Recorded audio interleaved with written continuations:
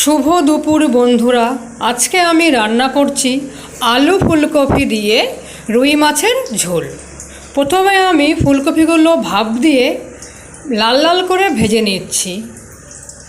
ফুলকপিগুলো ভাজা আমার হয়ে গেছে, এখন আমি নামিয়ে নেব। ফুলকপিগুলো ভাজা আমার হয়ে গেছে, ওই তেলে আমি তেল দিয়েছিলাম, তেলটা গরম হয়ে গিয়েছে। এখন আমি মাছগুলো একে একে ভেজে উঠিয়ে নেব।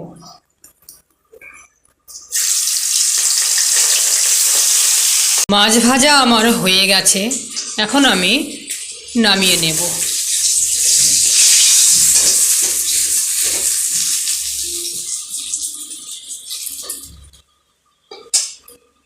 ওই তেলেই আমি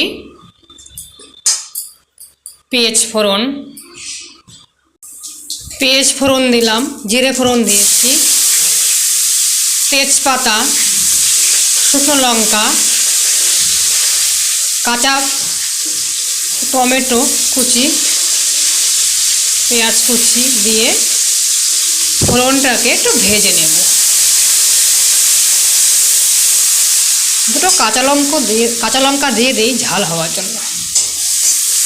ফোড়নটাকে ভেজে নিব। ফোড়নটার মধ্যে সেদ্ধ করা আলুগুলো ভেজে নেব। আলুগুলো ভাজা ভাজা করে পরে আমি মশলাটা দিয়ে দেব। আলুগুলো ভাজা ভাজা হয়ে যায়।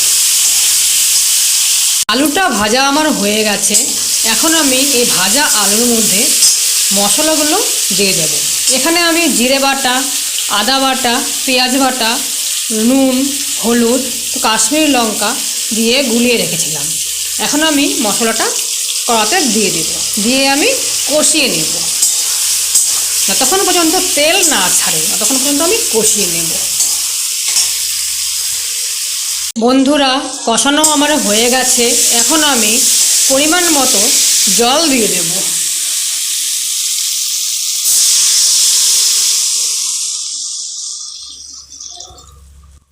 জল দিয়ে ফুটিয়ে নেব। তারপরে আমি ফুলকপি আর মাছ দিয়ে দেব। ঝোলটা একটু ফুটে উঠুক। ঝোলে আমি কাঁচা লঙ্কাগুলো দিয়ে দেব। আমি গোটা কাঁচা লঙ্কা দিই। বন্ধুরা, ঝোলটা আমার ফুটে এসেছে, এখন আমি ভেজে রাখা ফুলকপিগুলো দিয়ে দেব একে একে। এখন আমি মাছগুলো দিয়ে দিচ্ছি ঝোলের মধ্যে। বন্ধুরা, আলু ফুলকপি দিয়ে রুই মাছের ঝোল আমার হয়ে গেছে, এখন আমি গ্যাসটা অফ করে দেব।